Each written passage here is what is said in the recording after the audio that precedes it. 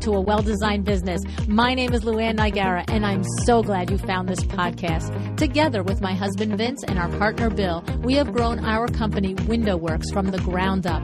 So I know and I understand the challenges you face in running your interior design business. I also know that your talent alone isn't enough to ensure your success. So on this podcast, we talk about strategies and practical steps to help you grow your business. But make no mistake about it, we have our share of fun here too, mixed in with those aha moments that I love so much. This isn't fluff. Nobody has time for that.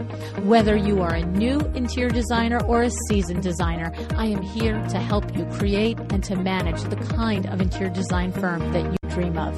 It's straight talk and it's action. Are you ready? Let's get started. Hi, welcome to another episode of A Well-Designed Business. If you are someone, a designer that follows a lot of other designers on Instagram, then you probably know today's guest, Dina Holland. That's where I found Dina, from her Instagram stories. Her down-to-earth approach is likable and engaging, and I kept finding myself going back to see what she was up to every day. Dina is the founder and principal of Dina Holland Interiors, but you might know her by her blog and Instagram account name, Honey and Fits. Today, we talk about the importance of your personal voice and how it's important to be real and authentic in everything you do, your blog, your social media, and your website. And she discusses when you do this, it literally becomes the first line of pre-qualifiers for your potential clients so that they can already be thinking about if you are a right fit for them or not. And also listen up for her very clear and strong ideas and hindsight lessons that she shares about why she thinks it's critical to make money on product in your design projects. She also shares with us the story about how this all started with a blog about 8 years ago when she was chronicling her own adventures in home decor and DIY projects.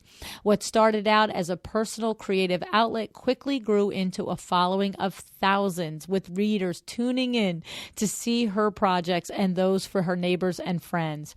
Through word of mouth and the power of social media, Dina has grown her business far beyond the reaches of her blog, and she has turned it into a successful, full-service interior design firm with clients all over the country.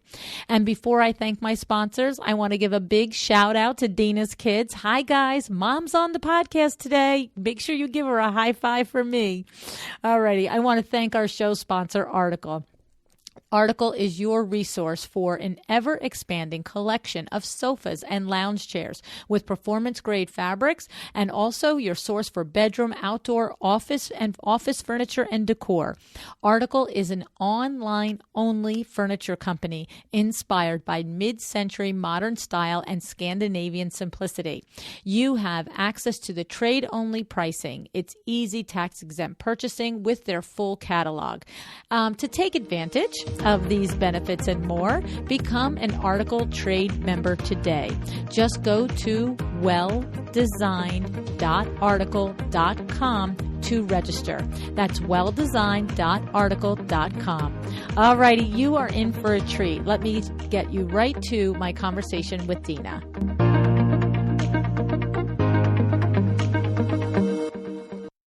Hi, Dina. Thanks so much for joining me on A Well-Designed Business today. Hi, Luann. Thanks so much for having me. It's so, as a fan of the show, it's such a trip to be on with you.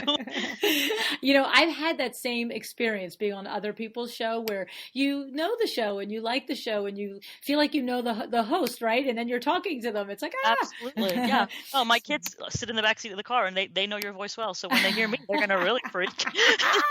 Oh, isn't that going to be fun? Yeah. Oh, that's awesome. That's terrific.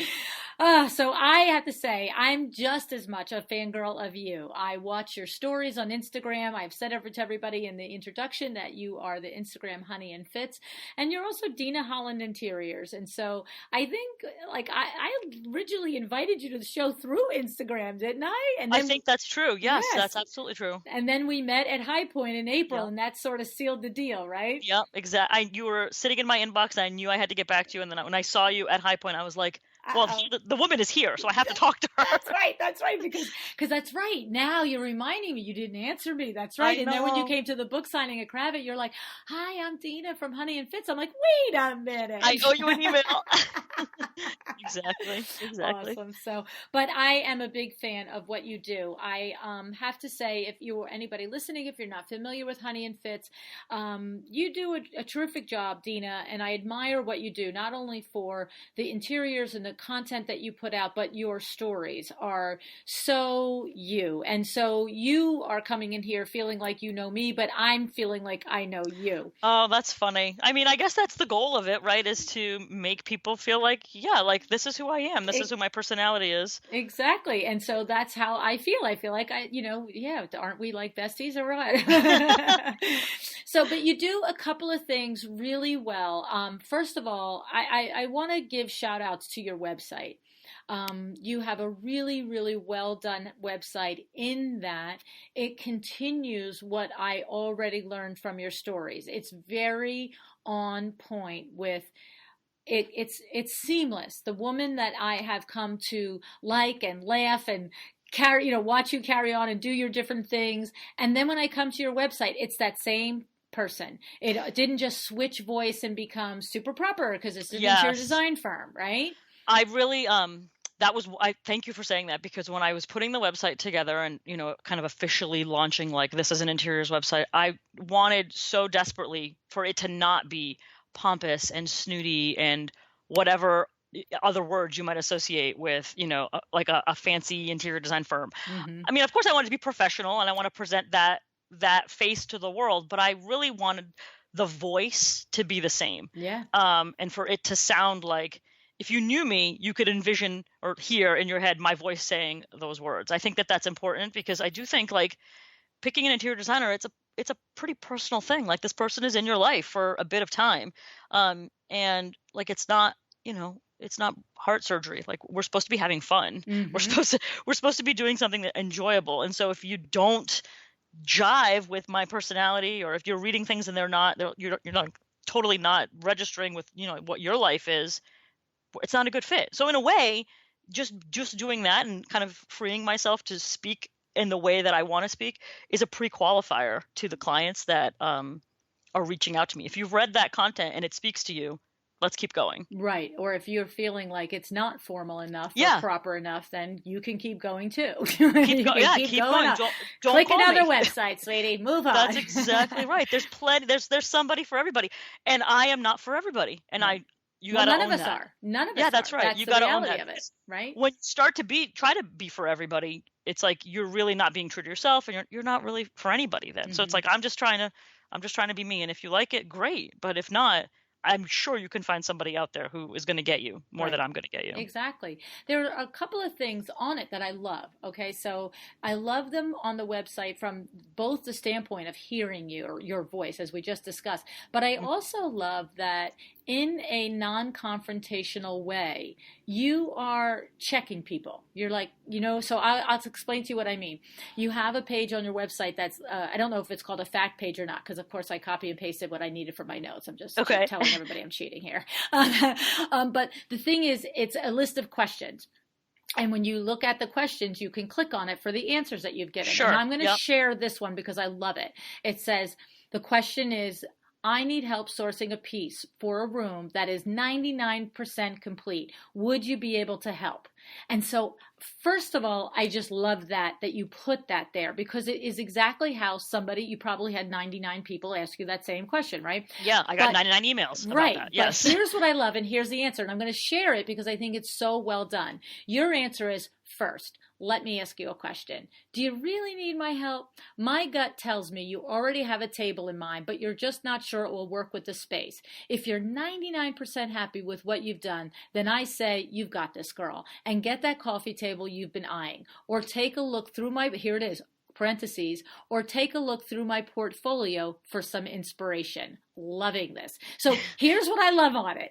You are basically in a really nice and supportive and honest way. All things are true. Like, stop, you're 99%, you need my help. That's ridiculous. You did the whole, right. so you don't need my help. Right. So either really is it 99% and you're full of it, right? Exactly. Or you, like you said, you just need the push to go ahead and do it. And so you weed out the people that really are like, yeah, you're right.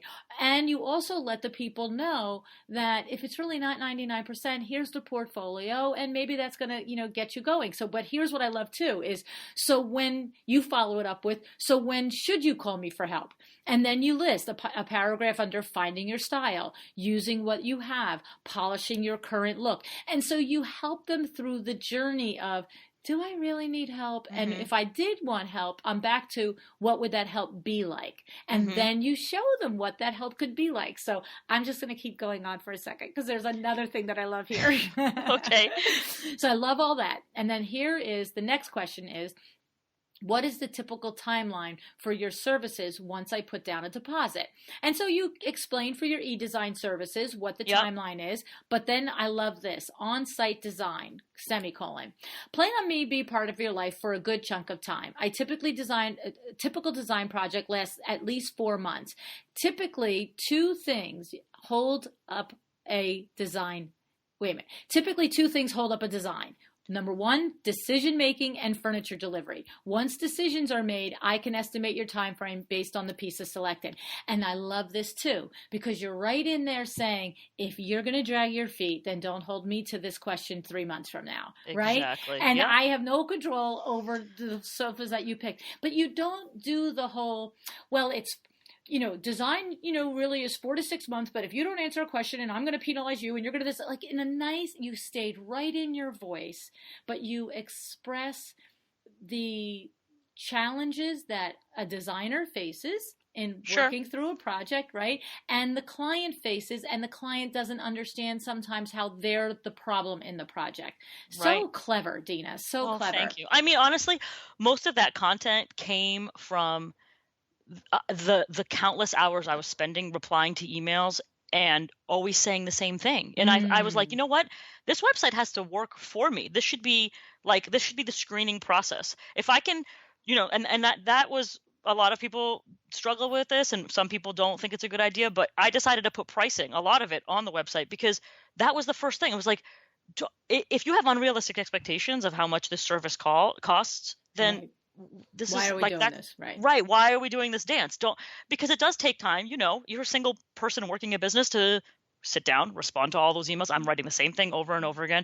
It was very freeing, and it dramatically cut down on the emails that I was getting. Or when I did get them, I could easily be, instead of rewriting the same email every time, hey, I actually have an FAQ section on my website that talks to all of these questions. You should check it out, and then give me a call back. Because I do think that the website is not just about getting your name out there and getting your work out there, but it should also be doing a little bit of work for you. Right. And the thing is, the distinction here is that we all want the opportunity for the phone call when we've got a viable, warm potential client. Sure. Because we need that opportunity to express, our full value and the other things that we bring to the table. But this is weeding out everybody and anybody that was not going to enter this price point, whatever the price point is, whether your price point is $85 an hour or $550 an hour. There's people that are going to enter the marketplace. Somebody might come to a designer's website and think an interior designer is $25 an hour. And if you're 85, that seems like $5 million to them. Okay, guess what? You need to go to the furniture store and ask the designers for their free services because you can't afford an hourly designer. And at the same thing, if somebody is $250 an hour, you need to know it. So I love it. I just think that there's every once in a while, I really come across an interior designer's website that just really makes me just really happy. Oh, that's so great. I have to tell you, like, the copy of the site is what took me the longest time. I can imagine. The shell was beautiful for months before I was like, I'm ready with the copy of this thing, because I wanted it to be exactly that. And I wanted to answer questions. I wanted it to be conversational. I wanted it to be informative. Like, a lot of times people who work with me, that's their first time ever working with a designer. So they legitimately have questions. They don't know what to expect. They don't know what the process is. So I needed to be able to educate them, along the way. And I think that the website your website should be able to do that. And then if they have other questions, they can probably get on my Instagram stories and see me being crazy. Right. Well, it doesn't surprise me one bit that the copy took the longest part, because it is so truly well done. And I have to congratulate you on it, because not many people are willing to put those. I know how many hours this took, because I've written the copy for the WindowWorks website. And I have to tell you, like, everybody knows Nicole Heimer, Curio Electro, is the one who did my Luann Nigara website and just did the relaunch of the WindowWorks website. And honest to God, I don't have the patience to do it like that. Yeah. I'm like, okay, I got to talk about drapes. Here it is. Here's 4 sentences about drapes. It's all like let's be real. It's a 36-year-old business. My phone's going to ring tomorrow. You know what I'm saying? Right, like, exactly. I'm not trying to build something. So I would never say to somebody to phone it in.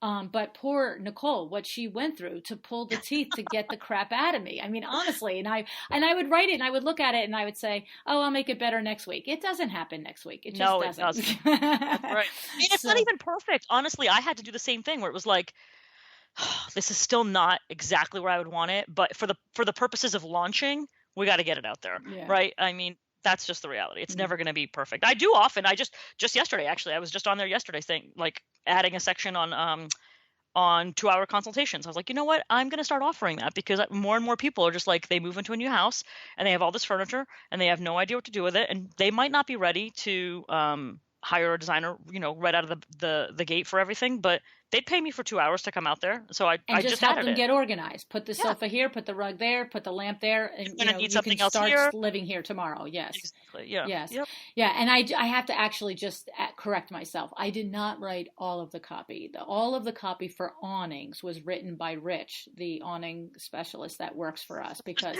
that copy is pretty well done and it's tons of it. And he did a great job. So it's probably technical, I'm sure. It is technical, but I should never insinuate that. I just realized, I'm thinking to myself, my God, that's like 20 pages of copy that you didn't even. Nicole wanted me to approve it, and I was like, whatever, it's fine. Exactly, whatever.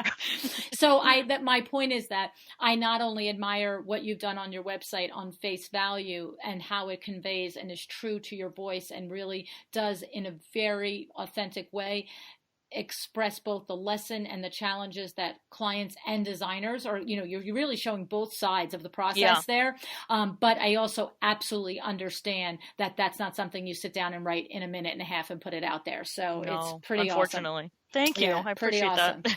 So we talked a little bit. Everybody that comes on the show, I usually, in the off-air conversation, I say to them, what do you think your superpower is? Like, if you had one lesson you were going to teach everybody. And sometimes I don't ask the person because I know what I want to talk about. But with you, Dina, you have multiple things that I really was like, well, Dina could teach us how to do well-made stories. Dina could teach us how to do a well-run Instagram account. Dina could teach us how to do a great blog. Dina could teach us, design tips. She could tell us how she runs her business. So I wasn't sure, because I was like a little kid in a candy shop thinking, where do I want to go with this?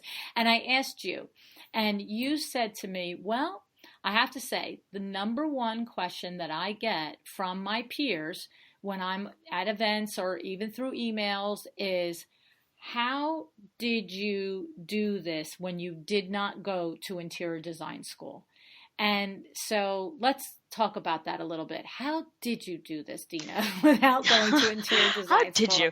I mean, yeah, I think that sometimes there are people who know me now and have known me from when I was just blogging. So the question is like, how did you go from that to this, right?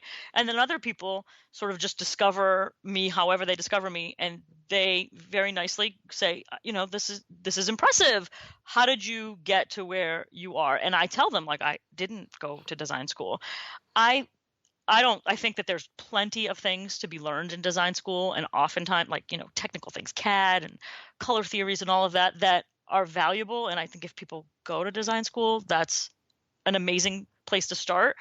I didn't, and I probably spent the first, 3 years where I was doing this just learning. And I didn't spend the money to go to design school, but I spent the money in paying for mistakes. You know what I mean? That's how I learned. It's like, that was my design MBA. It's like, okay, well, that wasn't the whatever, I didn't take that measurement right. I'm going to pay to have that redone because that was my mistake, or that kind of thing. But whenever people ask me like, well, how did you do it? I guess I just really have to get introspective about it and think, yeah, like I have built this business. I didn't have anything more than what we could call like a good design eye, but I think I had a good business sense and I had the gumption to figure it out. I didn't know Photoshop, so I just went on YouTube for 1 billion hours and taught myself Photoshop. Like You I have didn't know. perseverance. That's what you have. I'm just the person who I'm not good about being like, I don't know how to do that. I'm never gonna figure it out. It's like, well, I don't know. Well, let's just freaking figure it out. That's Well, it. I don't, Let's do it. let's Yeah. just do it. And sometimes that's gotten me in trouble where I've gotten over my head, but that's for me has been the biggest learning experiences. It's like, well, I don't know how to renovate this house, but we're gonna figure it out. I mean, I guess that part of it is that's just my personality. It's like, I'm just gonna figure it out.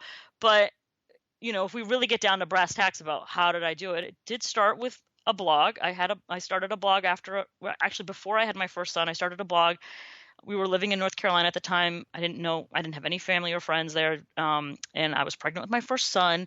And I started this blog purely as just a way to keep my friends and family back in the Northeast. Kind of, it was just a personal thing. It was like, oh, here's what's going on in our house and interesting. on his nursery and blah, blah, blah. And I can definitely still remember the day that I got a comment that wasn't someone that I knew. Like, wait a minute, who is this person? This isn't my mom, this isn't my aunt, this isn't a cousin. And it dawned on me like, oh crap, like people are reading this who I don't know. Like maybe I should proofread. How But exciting, right? yeah, like that's just how, and it literally just grew from there. And at the time, I don't want to say blogging was new, but it was like 2010, and it was definitely like, on the it was newer. Everybody, people were on Blogger. There wasn't WordPress, not that I'm aware of at the time or whatever. Right. And it was a little bit of the wild, wild west, right? There was like people were posting often. It was kind of like a newspaper sort of mentality. It was all about content. I was posting every day. And it was just, it was design content. It was mostly about things that I was doing at my own house. We were living in a development community of like 400 identical houses. And as I would do things to my house and post about it, what started to happen is, neighbors or whatever would come over and go, well, how come like your powder room is exactly the same size as mine with the exact same fixtures, but it looks so different, or, like that kind of thing. Right. And from there, it sort of spiraled into, well, can you come over to my house and help me look at that? Or could you do that for me? Or I would get an email, hey, that looks really cool.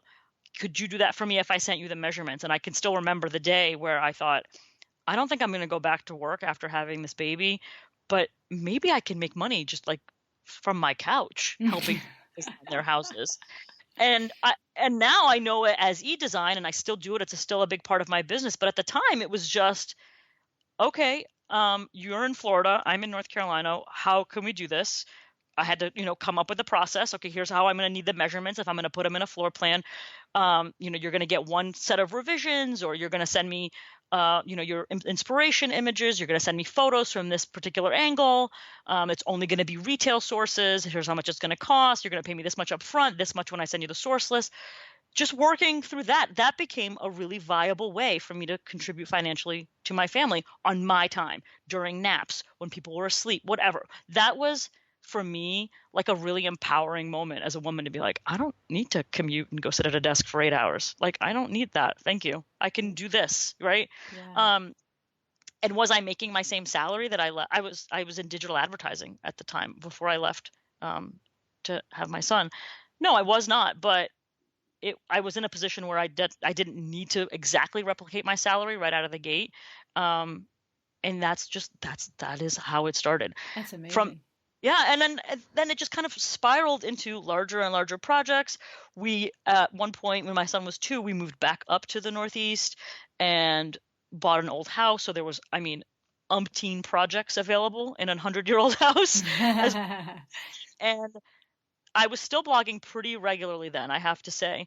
Right around 2012, before I had my second son, is when I got on Instagram, and I could kind of sense a shift happening in like online media in general, where, blogs are still an amazing way to get information out, but people were blogging less often. Pinterest was a big thing then, and then Twitter.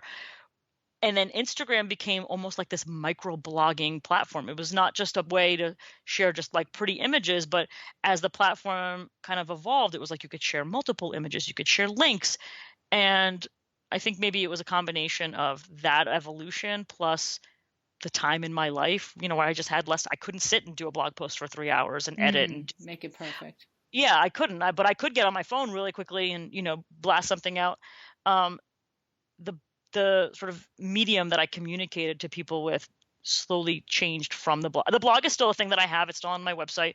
There's loads of content. I mean, there's years worth of content there that I'm not giving up on, but I definitely don't post as often as I would like to.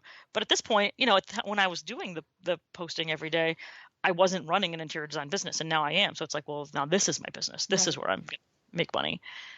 So I have a couple of questions in there. Okay, so you said 3 things that I want to touch on in all of that. When you said one of the first things that happened was your neighbors in the development seeing how you were transforming the home that was the exact one that they had, but with so much more effectiveness, it was so much better. And they started to say, "Can you do this for me?" I hear you. Okay, so I started doing it for them. But there's a big difference between can you do this for me and how do I charge them? She's my neighbor that lives 6 blocks away and I have to see her at the preschool line. And sure. So take us through that, because there's a lot of peers out there that are starting out and they're thinking their first clients are acquaintances, friends, and relatives. And that's a huge struggle with how do you charge? And of course, I'm asking a 2-layer struggle, the actual, how do interior designers charge for this? Because you didn't even have any, even as little as the business side of interior design schools teach, they do give you, 2 semesters or 1 semester of business practices, right?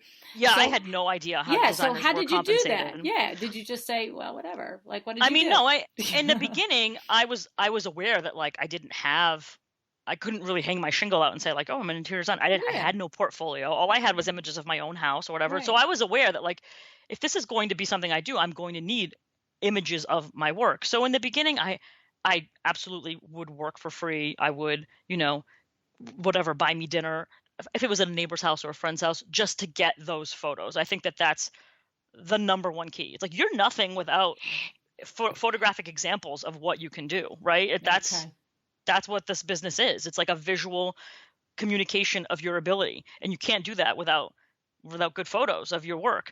If you do an amazing job in someone's house and you walk away and you have no photos to show for it, you might as well have not done it. And they felt good about it and you felt good about it, but you're not going to get more work other than word of mouth, which is obviously important. I think that for me, when I really started when I figured out like I've got to charge and I've got to charge more, it was when it was something that I had to spend time away from my kids. Like if I'm going to spend time away from my kids and I'm going to pay someone to watch them, then I need to be compensated for that time. Right. How much to charge? I had no idea. I mean, I really didn't. I started off charging like $50 an hour and then $75 an hour. And I actually will never forget, I had a client after I finished her project. She was very smart. She waited until after. She turned to me and she goes, "You have to charge way more money. You're not charging anywhere near enough." And I didn't, I wasn't spending time like asking other designers how much they were charging. I had no idea, right? But she had experience and she knew that the work that you were doing on the market was worth more. And she said to me, like, everybody in town wants you to do work for them. That's why you're so swamped and like you have to say no to people. Like, you need to charge more so that you don't have to be saying no to as many people, and the people that you say yes to are the people who want to pay what you want. And they're worth your time to be away from your kids. Exactly. Now, I will say that it's only been in the last, and again, if I had gone to design school, maybe I would have known this. It's only been in the last like maybe 3 years that I've figured out there's a huge component of the business and of income that is not related to your time, that is just in markup of goods. Mm-hmm. And I think that if I had learned that earlier, like now I go back and I'm like, oh my God, the amount of money I left on the table in those early years is absurd, but I didn't know. And again, it's like, this is just the Dina Holland Design MBA that I'm paying into because I didn't know, and I try not to beat myself up about that because I did the best I could with the knowledge I had at the time, and now I know better, and I'm going to do better. Right. You cannot look back and beat yourself up. You know that whatever your path is your path. That's exactly. Yes. And yes, that's got me to this. That's what got me to this point. Right. And so, but now when I talk to younger designers, the first thing I say is, A, you're not charging enough per hour. There's no way you're charging enough per hour because no one is compensating you for the amount of time. Like when you're like on a run and you have that brilliant like color combination inspiration, what are you're going to go back and charge for that hour of running? No, but that's work. Like that's the hard thing about being in a creative industry is like, you're never able to shut your brain off. You're on vacation and inspiration strikes you. It's like that. Guess what? That's work. That's work, girlfriend. Like you just did some work, That's right. So you're not charging enough per hour. And someone said to me, and now I can't even remember who, if you charge $100 an hour, do you really think someone wouldn't pay $120? Oh, that's me. I say that all the time. Is that you? I don't know if that's where you heard it, but I say that all the time. Right. I just said it in a coaching call the other day. Whatever the rate was, I was like, I think it was 500, and I was like, do 675. Oh, it couldn't. I'm like, I'm serious. Once you're at 500, you could do 675. I promise you. You know what I mean? Like that is getting it your own way to go. Like I can't. No one's gonna pay that. It's like. Really? If you're 175, you don't think someone's going to pay 210? Of course they're going to. You know what I mean? That's right. Because people shop in price categories. B, and then push yourself to the next price category. It's fine. That's right. So that's the first thing I tell people. You're not charging enough. And number two, you need to very quickly get yourself to either High Point or just start educating yourself about how to buy wholesale and sell goods at retail. Because at some point, like, yes, you are a service, right? People are hiring you for your knowledge, but then they also want you to help execute. Most people, right, want you to execute the project for them. And my goal is always, I think a lot of people get tripped up on markup. It's like, oh, well, does someone really want to pay markup? Wouldn't they want to just buy it themselves? If you're buying at true wholesale pricing, you can afford to mark something up and sell it to them for less than they could buy it for without you, and everybody's happy. Most people understand, like, this is a business. This woman's trying to make money. Right. And I'm not trying to gouge anyone, but the reality is that is a tremendously big portion of how an interior design business works and pays its bills. And you guys all know that I take complete exception to any client that, like what you just said, if you can do that, good for you. But for me, why? Why does a client have the ability, the gall, in my opinion, to expect you to do all of the sourcing, the finding, the this and that and the other thing for them, and then still buy it at less than what they could buy without you? Why? Where does that why? Where is that? You know what I mean? Honestly, they should either be paying more than what it costs because more than what they could buy without you, or if you work it out so they can buy it from you at the same price, then they're paying your hourly to pick it. One or the other. But where every consumer on the planet has decided that it is their right to have your designer discount just bends my brain, makes me crazy. It's like, and I handle that right at the beginning. It's like in the very first meeting that we have, I just lay out, like, this is how I work. This is how my business works. This is how I make money. This is what you're going to pay. I mean, and if anybody ever said that to me with window treatments, well, I mean, I want to buy it at your rate. I'd be like, really? Because do you have the business here? Did you measure it? Did you do the advertising to make you walk through the door? And do you have the install? Get exactly. Here. Buy it at my rate. Exactly. And the reality is, though, that because I started off doing e-design and the sources that I had were consumer accessible sources. They were retail sources. It's much easier for a client to go like, well, I just want to buy that myself. If you're like, yeah, here's this Crate and Barrel couch. Okay, well, why wouldn't they? But the second you elevate your business to you're now selling them trade goods or custom goods, or you're putting, a Krypton fabric on a couch that they wouldn't know how to do or be able to do them, that eliminates all of that. Right. I'm going to shop you, or I'm going to go find it. And let's talk about that for the beginning part of someone's career. If someone has a mentor or somebody that they really can, maybe they've come from a design firm that they absolutely have learned the trade sources and, going to High Point and all of that. Like you said, you didn't know that until 3 years in, right? Yeah. So maybe somebody is lucky enough to have that situation where they either have a single mentor or they've come from a firm where they Yep. learn it, right? But for the designer listening that does not have either, and that is new and is not understanding how to navigate those waters, I feel like, and I'm asking you your opinion on this, I feel like I just put myself in their position. I feel like if I don't really have my feet wet in standing in confidence on every aspect of the project, then to add that layer of it, to having to expect to now find and figure out these agreements and these sources and have these contracts and have order product and have it shipped and monitor the delivering and monitoring the breakages and the back orders and all that. Yep. I feel like that is the second skill set to come. I feel like it's okay if you're a baby designer and you have not learned to do all of that stuff, that you're still learning how to stand there and say, yes, I'm $125 an hour with a straight face. That I why agree. add all that other, especially with no help? Do you agree with that? Am I crazy? I agree to a point. Okay, But what so I'm saying clear us up. is you need to get there faster than I did. Okay. You need to Okay. get there Don't faster. do 3 years, right? Yeah, like you need, okay, fine.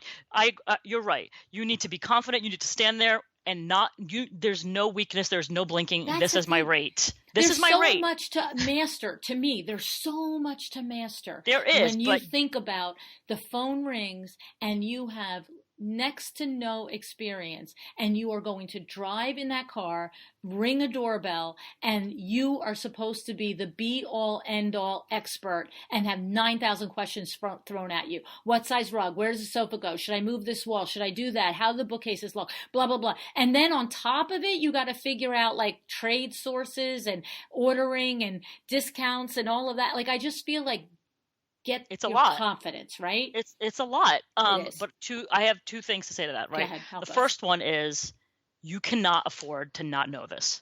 Okay. Because in the beginning, when it's just you and your little laptop and you're measuring and doing floor plans and, I think this would look good here, that's fine. But the second you progress to, I need an accountant, I Right. need insurance, I need, but the second you need to be making money on the product. it's not enough to charge hourly. Okay. It's not. And if this is my message to the world, it's not enough. Okay. Because once you subtract out all of those things, are you really making $125 an hour? I can tell you right now, you're not. No, After you're not. taxes, you're not Absolutely anywhere right. close. That's Okay. exactly right. You're exactly right. So you need to add that layer of income and revenue to your business in order to really take this thing to the next. And you know what? If it's just a hobby for you, if you are not trying to like contribute to your family in a considerable way financially, maybe that's fine. Right. But Your there's desire real could be money. to pay for the 2 vacations a year for the family or something like that. Make 10 grand Exactly. and call it a day, which is a totally noble pursuit, by the way. That's right. That's Exactly right. It absolutely is. Yes. And I did that for a long time.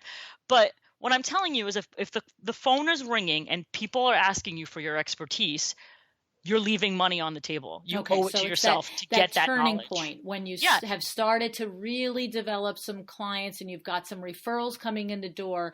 Don't hesitate at that point. So Dina, take us through that. Now, here you are. You are a woman with a psychology and a marketing background. You're writing a lifestyle blog essentially about your life in North Carolina and then what you're doing to decorating your home. And now you have been pulled into the interior design industry because people have said, you do that great, do it for me too. Okay. So where and how did you go and figure out this next level of the trade sources and all of that? I started, and I do think that this is the easiest way to start, before you jump into, ordering custom furniture for someone and, accepting that risk. That's what I was trying to do. It's like you have to have so many things locked down before you're willing to accept that risk. Okay, but go ahead. So before you do that, the easier path is wallpaper, fabric, lighting, things that consumers love. I mean, now it's like everybody is exposed. If you're an interior design fan, you're on Instagram, everyone is exposed to all of these amazing things, but they don't know how to get it if they don't have a designer. There's still things that like it's difficult to buy if you are not to the trade, right? Right. And it's not that hard to spec wallpaper. You need a good wallpaper hanger to tell you how much you need and look at the pattern and tell you what the repeat is or whatever. But you can buy that at trade and sell it for a markup and make money there. I totally agree. Once you get into custom couches, and the husband's 6'3" and the wife is 5'7", and what's going to fit for this family. Yeah, and I'm still not perfect when it comes to that by any means, but you need to start the baby steps. You need to get your resale certificate. You need to get to the design center. You need to find out who your reps are, and start to build out your repertoire. And you need to find good tradespeople. You need to have a good workroom that's going to be the person that you lean on when you're like, look, I always say to people, you need to master the act as if. Right. You might not know how to solve this window solution, but this window problem, but you need to have someone who can call that can make you look good and say, like, this is how you handle this window solution, And we all are in those situations. We are all. I have said it on the show before, and it's only in the last 5 years that motorization of window treatments, it started about 10 years ago, okay? Sure. And then 5 years ago, it was like, all right, this isn't going to go away. I'm going to have to learn this, okay? Exactly. And now in the last year, it's almost every single project. I'm like, and do you want it motorized? Do you want it hardwire or battery operated? Because that's just where we're at now, right? For the most part. But I remember definitely 10 years ago, and even as recent as 5 years ago, when it really was becoming 1, 2, 3 out of 5 jobs as opposed to 4 out of 5 jobs. 30 years in the business, and I didn't know motorization. It's complicated motorization. Yep. And so what did I do? I said, yeah, we could do it. Oh, how's it going to get done? That's for people that, higher pay grade than me. I'm coming back with my partner and our motorization expert, who I literally went to my trade vendor that I was going to order it from and said, I need a body from your tech team out on this measure with me. Because if I can express that we can do this, we're both going to make money. So he was very happy to supply that to us, to both of myself. And then of course my partner, Billy, learned it in 3 appointments and 10 appointments. And 2 years later, I'm still going, it does what, how, And now I actually get it. That's all right. So, but that's the thing. You need to be okay with asking for help, but not even just be okay. Understand you're right is a horrible way to say, but it's okay. That person is going to make money too. If you have a good vendor, they want you to be out there selling this stuff, and they want to support you in doing it, right? And that absolutely applies, going back to the furniture and how it's kind of intimidating to spec it. I think that as an interior designer, especially if you're starting out, you're by yourself, it's so hard to learn these things. You're just by yourself, right? It's like, who do I ask these things to? But the second you start to get reps, that's who you ask. Those people, it's their job to know what's the most comfortable swivel chair. It's their job to know, what's the best depth for someone who is this tall, but they also have kids that are this. It's their job. So, those are the people that you need to lean on to get that information so that you can feel confident in your presentation.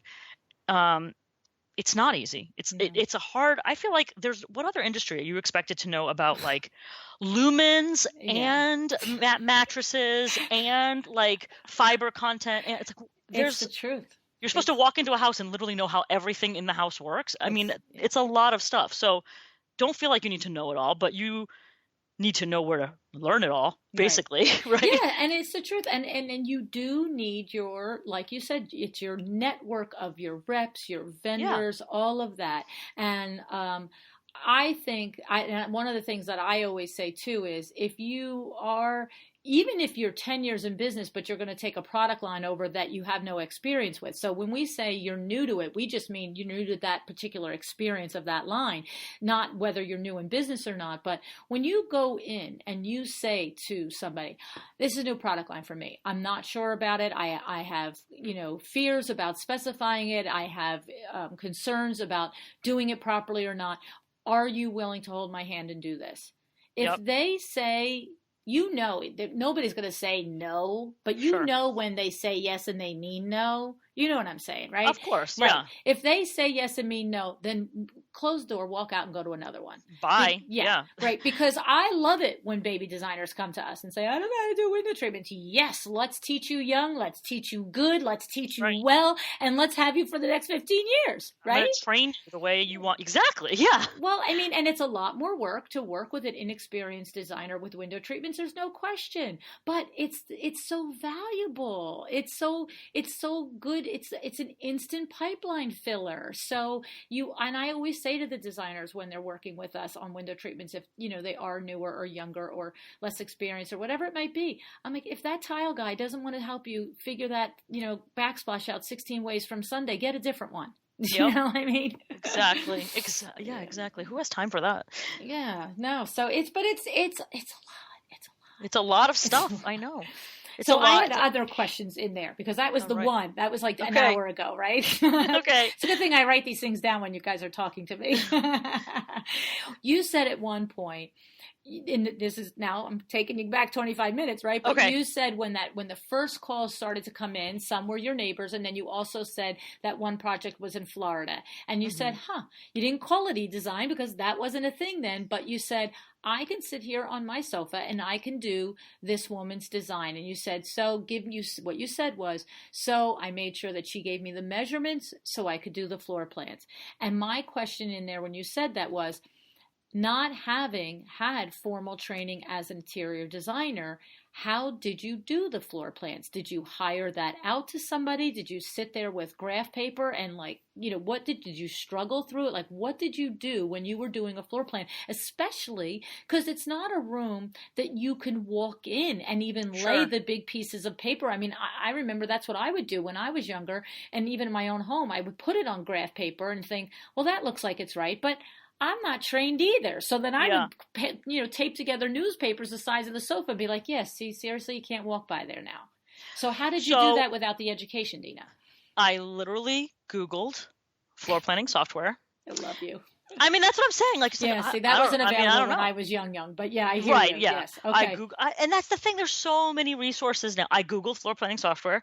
To your question, how am I going to know if there's enough space to get back there? I Googled what is the appropriate space between a couch and a coffee table. I'm not kidding, Luann. Like, this is. And you are scrappy, Dina. Okay? I am scrappy. I just started playing around with okay, this floor plan software seems like it would work for me. Okay, let me take the measurements of my own room and see if I can replicate my own room. Let me put my existing pieces of furniture in. Okay, it says I have, based on these pieces of furniture and the size that I put in, it says I have this much space between the end of my couch and the wall. Do I? Oh, yeah, that sure looks like it does. Oh, seems to be off by 2 inches. Oh, that's because I made the wall too thick. Like that. I'm talking that level of just checking. Scale is a hard thing. Like you said, when you're not standing in a room, it's hard to get an idea for the scale of it vertically. Like, what's the ceiling height? And oh man, that chair is going to be way too low. It's going to look like dollhouse furniture, and that's hard. That is hard, especially without the education to rely on knowing the principles. You know what I mean? A lot of us that do it by eye, it's feeling it. You know what I'm saying? Yeah, exactly. So I think that is hard when it comes to e-design in general. I think scale as a concept is something that I've just gotten better at. It's, the more you do it, the more you know to pay attention to it and all of that. But yeah, I mean, how did I do it? I just did it. I just did it. I just tried to. You and Nike, just do it. I mean, it sounds so silly, but I just, I like I said, I Googled some software. I Googled answers to questions.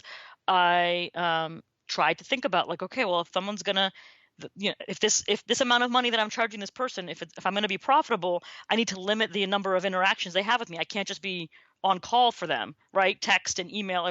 So how many back and forths are we going to have for this amount of money? How many edits are they going to be allowed to ask me for this amount of money? All trying to think through all of that was, I guess how that part of my business came to be. Well, the big lesson in there, I'm going to tell you, beyond be willing to do it and Google it and keep Googling further until you get to all the information. The big lesson in there is the words are just do it. But the lesson is to have confidence, is that you must really own the fact that whatever it is you think you don't know, you know more than the person on the other side of the table from you that's asking for the help. That is the truth. Right? Yeah. Right? And it's hard to, when you don't come from a formal background, it's hard to let yourself feel that. It's hard to really sit in that and be like, oh, I own this knowledge. And I do know what I'm talking. It's hard because there's always that voice in your head of you are a phony. Right. What are you talking about? Out of your mind. And you don't know what you're talking about. Right. You're going to charge this woman how much? You don't know what you're talking about. That voice is always, sometimes it's loud, sometimes it's soft, but it's always there pushing past that voice, I think is, I mean, like, I don't know if you've ever seen the movie Boiler Room, but there's a scene in it where Ben Affleck is just like, act as if. Yes. And that's huge. It sounds Yes. terrible, but it's like, you know more than you do, so you have to put it on because you do know more than you do. Give yourself a little more credit. Right. I like that line, pushing past the voice. That's a nice Yeah. way to put it. I like it. And I just want to say, because you made me think of something when you said scale is a tough thing to one of the final things to master and really own. Yeah. Episode 47, Gail Davis was on the show. Hi, Gail. I love Gail. She was on the show, and Gail came from a pedigree of working for Bunny Williams when she first came out of design school. And I remember this is like, we're at episode like 340 at this point, and this was episode 47. And I remember asking Gail, what if you could label one or two things that you really learned from working at a firm like Bunny Williams? The one thing that I remember that she said was that scale is everything, that you must master scale, and that Bunny really just drilled that in from the top down all the way through all the design team to make sure that the projects, came out the Bunny Williams way. I mean, let's be serious, right? I love Gail. I met Gail at High Point this past April. Oh, you did? Isn't that so funny? She's a riot. I love her. I know. Well, we're very lucky because since the podcast, we've met her, and now we are doing her window treatment. So we see and speak with her a lot. So it's awesome for us. Fantastic. Yes. She's in New Jersey. That's right. So I have one other thing that I'd love to ask you. Before I let you go, Dina, you have been really fantastic. So much great information. But it also came up in that initial little thing that you said a few minutes ago when I had my 3 questions. And this one is a great way to round it out. You were talking about in that how, you started blogging for your own personal enjoyment, and it developed into something. And then you said that you noticed a shift in online media towards Instagram and Pinterest, and that shift combined with now being busy actually doing design projects and having small children and not having to 5 hours to make, write a blog post and then edit it and everything else. Yeah. One of the things that I want to know is, because it happened somewhat organically for you, like it grew, one thing grew into the next. What did you do how did you think about your branding? Or did you rebrand and brand as along the way? Because, your Instagram following is over 30,000. This doesn't happen by making silly marketing mistakes. So tell me how that happened. So the blog started out as the name is Honey and Fits, and then somewhere along the way, probably 3 years ago or something, I decided that I was going to go out there in the world as Dina Holland Interiors. But there was not cachet, but I mean, people did know me from this blog, and there was tons of content that existed that was pinned, and I was still getting traffic from Pinterest via those Honey and Fits blogs. So I didn't want to give up on it, and admittedly, it's sometimes still cloudy, it's kind of kludgy, Dina Holland Interiors, and then the Instagram is Honey and Fits. Like, what is that? I've tried not to think too hard about it. The brand has evolved as, I guess, just a part of me, right? It's a pretty personal thing, I think, to invite someone into your house to help you make it a home. And I've always tried to just be as authentic as I possibly could. People always say, like, your competitive advantage is you. Like, don't try to be somebody else. And it took me a really long time to understand, like, what are they talking about? Right, it's one of those sentences like, what? Yeah, what does that mean? But the more that I just ignored what other people were doing and tried to just do me, the faster and easier business came. I mean, it sounds so like hippy dippy, but I can remember someone saying to me, like, oh my gosh, I love how colorful your style is. And me going, my style? Is my style colorful? And it took that comment for me to go back and look at my work and be like, I guess I do work with color a lot. But I wasn't thinking like I'm going to be a really colorful designer. I was just doing what I liked. And then suddenly that became what I was known for. And that became sort of my look and what people were hiring me for. Again, it did happen pretty organically, I guess you would call it, but it took someone pointing it out to me. Isn't that funny? Yeah. And actually, when I did launch the website Dina Holland Interiors and I had my portfolio, I put a like small survey out to my Instagram followers, just saying like, if you, the post is still there somewhere, if you could pick like 3 words to describe my style, what would they be? Because how stupid is that? Like I couldn't pinpoint what my style was. I just thought like, I'm just doing what I like. I'm just doing what I think is pretty, what I think looks good. But I didn't have the ability to really take a step back and go, okay, it's like a little bit New England preppy, but with like bolder colors. I did not have the ability to like articulate what that was. So, and did they respond and share with you? Yes, and all of the comments were about color and pattern and, you know, kind of influenced by like my New England roots. It was all that. And it was like, it took that for me to go, oh yeah, that's right. That is what I'm about.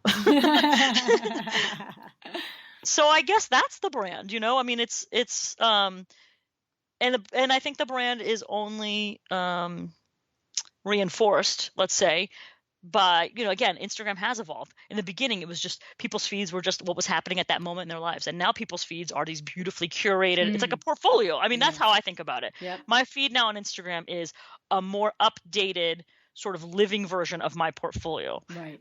And stories is where the like sort of raw, unfiltered, uncurated version of work and life is happening. And I think that the two sides of, you know, of Instagram kind of support that. It's like, this is the beautiful work I'm able to produce, but this is who I am. This is what my firm is about, right? This is like, don't hire us if you want someone really snooty and like serious, and because I don't want to be that. I'm not going to have fun doing that, and you're not going to have fun making me do that. Right. That's awesome. I love it. And so what it does in there is it teaches us that we don't have to know everything, that we can just start and just do and move along and evolve and take on everything that we can take on at the time that we can take on, with this caveat that when you listen to people like Dina who are sharing a lesson and saying, yeah, okay, maybe you're not going to start with trade sources, your first, you know, rodeo, but know that that's what your eye is on and that's what you're coming to. But don't begrudge your process along the way, right? That's right. You're going to get there, but know that it's a thing. I didn't even know it was a thing. Yes, you know? That's the difference. You didn't know it was a thing. I didn't know it was a thing. And when I started this business, again, if we think back to that woman sitting on a couch with her newborn baby, I just thought, you know, this is just going to be it's my own thing. It has nothing to do with being a mom and with this new human that like relies on me for everything. This is my own thing. And as my life progressed and the business progressed, it became clear to me that, like, you know, at some point these kids are going to go to school full time, and I don't want to be that person that looks up and goes, well, now what? Like, how much volunteering can so I did try to be strategic in the sense that I wanted the business to grow kind of slowly but surely. I wanted to keep myself busy and grow my portfolio so that when both of my kids were in school full time, I could hit the ground running and really have something that I was like, this is a thing that I've built that now is my full-time thing. And over the years, I've been busier than I've wanted to be sometimes, and that's my own fault. And I've taken on more than I wanted to be, and it's probably happened faster than I wanted it to, or, you know, planned it for it to. But that's okay, because now, you know, next year my youngest is going to be starting kindergarten, and it's like, okay, let's do this. 6 hours a day freed up just like that. Yeah, like, let's do this. Now I'm not just starting from, Ground zero. Looks like none of these people are around anymore, so what do I do? No, yes. I can see that I didn't mean to imply that there wasn't a business intention behind it. I hope you didn't take it that way, right? Yeah. No, not at all. I actually can see that when you say things like way back in the beginning and you were contemplating those first e-design jobs, and you said things like, well, how many text messages am I going to allow? How many edits? It wasn't that you ever didn't look at it from a return on investment standpoint. You always had that in mind, but that you were willing to go out and try it one way, make a mistake, turn around and turn the other way and make another mistake, and then get to the one that's the right way. So my business has been all about evolving and editing and pivoting, and I'm about to pivot again. Now I'm getting ready to launch like a small online shop, because I've had this realization, like, earlier in the year, well, at least 30,000 people are following me. What percentage of those people will ever actually hire me for my design services? A pretty small percentage of them. Right. But could I find a way to monetize the other 98% of them? Maybe, because every time I post a photo of a project, people want to know where to get something. could I sell them something? Oh, Could I help them to get that fill in the blank, pillow, drape, fabric, whatever it is, So it's just all about I'm personally, I'm just going to try it. right. Let's just give it a whirl and see how that works. That's awesome. That's a whole nother podcast. Yeah, that. exactly. I'm literally putting my hand over my mouth saying, stop, you can't start this whole can of worms right now. No, let's talk around the holidays. Yes, but I would love to have you back, Dina, and talk about and I actually have it as part of my notes. It's just that the other part of the conversation was so good, and I feel, and I hope, so helpful that I didn't want to gloss over it to get to this. However, let's definitely tell everybody how to find it and what it is, but I would love to have you back in 5 or 6 months so you could talk about the launching of it and the process of it and the success of it. So yeah, that'd be terrific. I appreciate that. So, okay. So tell everybody how to find you again on both the Instagram and on your website, because they need to visit both, because both are well worth your time to look at from a standpoint of enjoyment. No question, but to look at from a standpoint of evaluating and checking yourself and saying, could I be doing my thing a little bit more authentically, a little bit more true to me, and speak in the language that is truly my own, but yet express to my clients the way a process and a project works. I just love it. Well, thank you so much. The website is dinahollandinteriors.com, and the Instagram handle is at Honey and Fitz, HoneyAndFitz. People always ask me what it's from. And again, when I started my blog, I thought it was just going to be my mom and my aunts reading it. And it was hard to come up with a domain name. And I grew up loving the Kennedys and the Kennedy family yacht. And JFK's grandfather's nickname was Honey Fitz. And I just thought, well, I'll just throw an ampersand in there, and that's that. Fun. That's that. That's adorable. Yeah, thanks. I didn't put a lot of thought into it because I just didn't think it was going to follow me for 10 years or whatever. Exactly. But it's done well, and so here we are. That's awesome. Dina, you are a rock star. I enjoyed this conversation so much, and I have to, before you go, we have to say hi to Carly. Right? Carly was on the show. Yeah! Carly Waters was on the show, episode 211, and I met you with her at High Point. Right? Carly is another friend who I met at High Point, and we immediately hit it off. I love her. And yeah, hi, Carly, out in California, living that California life while I'm sitting here in Boston in the rain. Yep, I know. And Carly was episode 211, and that's another designer that has an amazing feed, an amazing portfolio, and does terrific. I just was looking at her stuff again last night in anticipation of talking with you today, and I was just like, whoa, she really does a great job out there. Carly's a rock star. Yes. So, well, thank you tons, Dina. I really do appreciate it. Hope to run into you in High Point again, okay? All right. Thank you so much, Luann.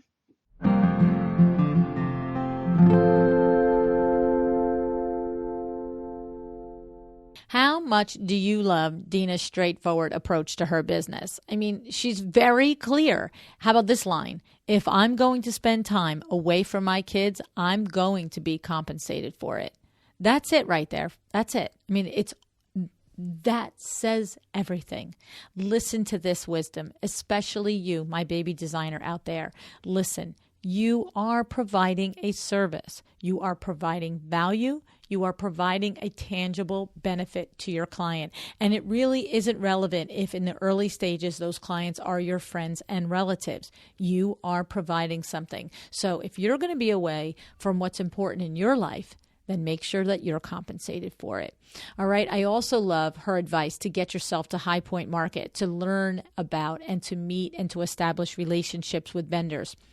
She speaks from her well-earned lessons, and she has learned these lessons from the school of experience. You can hear it in her voice that these are things that she did, and she learned the better way through it. Okay, and you know what I always say? If someone tells you that this is the way to do it and you can see that they're successful, then you have to at least pay attention and give it a try. All right? Don't be the "it won't work for me" guy or girl. Nobody likes the "it won't work for me, guy or girl. All right. So Dina is very committed to really trying to impress upon you that it is important for you to make money on the products that you sell in your projects also. I know that there's a learning curve with this, but it's the point is that she firmly believes that this is what you should be striving for. And I think she makes a lot of sense. Okay. Now, speaking of High Point Market, I hope you will join me and my Power Talk Friday experts for one transformational day dedicated to helping you gain clarity, confidence, and certainty in running your business. This is a paid coaching event, and I promise it is worth every dime. Okay, so it is going to be on Saturday, October 13th at High Point. Go to my website to learn the details and to sign up. You can go to luannniagara.com, click on the tab for live events and coaching. And I'm just going to tell you, just like Las Vegas, this is not an event for 30 or 40 or 50 designers. And this is not an event like at High Point, which is so typical that you can drop in on. This is a day that when I tell you the reaction and the engagement and the smiles and the feedback that we got from the 8 designers that joined us in Las Vegas, honestly, I didn't take video, which was ridiculous, but I'm going to do it this time because it was powerful to be in the room with these designers and 5 experts and watch the light bulb moments go off. This is an opportunity to ask questions specific to your business. Okay. The experts that are going to be joining me in High Point Market are Michelle Williams and Stacy Brown Randall and Claire Jefford and my husband Vince and myself. So go to the website for the information. These are obviously people that have been on Power Talk Friday, so you can go re-listen to their shows, but you'll also get the information on the website, luannniagara.com. Don't hesitate because you do not want to be, blocked out of being at this event. The event is sponsored by MyDoma Studio, your online platform for running all of your design projects efficiently and profitably. Head over to mydomastudio.com/a-well-designed-business. All righty, that is it for today. What's your thing today? What are you going to do? Did you have a takeaway from Dina that you just thought, you know what? That makes sense to me. I want to do it. Okay. If you had that moment, share it with me on Instagram. On Instagram, I'm at Luann Niagara. Go to the Instagram post for Dina's show and let me know what your takeaway was from the show, because I have to say, I could probably pick 5 or 6 things. So I'm curious what struck a note, what struck a chord with you. All right. Share it with us and share it with Dina and let her know, give her some love. Let her know that you appreciated her coming on and taking the time to be with us today. All righty. Go out there, people. Decide to be excellent. Thank you so much for joining me again today. This podcast is a production of WindowWorks, your resource for custom window treatments and awnings. To learn how we can help you on your next interior design project, go to www.windowworks-nj.com. And if you're interested in working with me on your business, either through masterminds or one-on-one coaching, or you want to know how to get my book, The Making of a Well-Designed Business, or you just want to know what's going on in the podcast land and where I'm going to be, all of that is found at luannniagara.com. Thank you so much. Have an excellent day.